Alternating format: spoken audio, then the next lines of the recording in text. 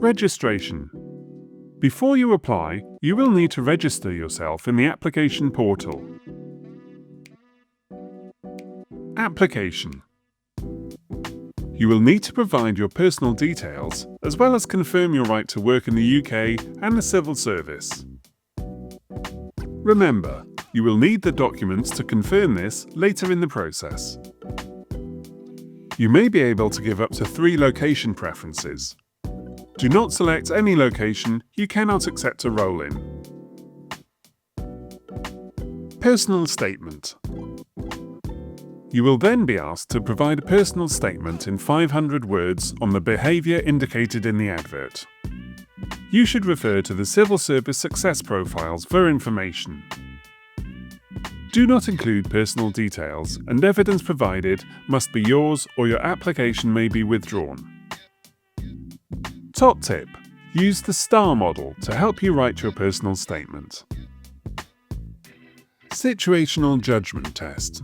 Once your statement has been submitted, you will be invited to take a situational judgment test. This is a timed 40-minute test of multiple choice questions of work-based scenarios.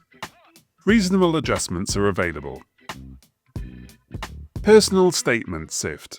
If you pass the situational judgment test, the written evidence you provided will then be scored. Interview. If you pass initial selection stages, in most cases, you are invited to a pre-recorded interview. This is a recording of a person asking 3 questions. These will ask you about the skills you have related to the behaviours indicated in the advert. In some cases, the interview may be live, usually over Teams. More detailed information to help you can be found in the Civil Service Success Profiles. The evidence you provide must be your own evidence and not copied from others or produced by AI. Merit and reserve lists. If successful after interview, you will be placed on a merit list and offers will be made in strict merit order, taking into account location preferences where applicable.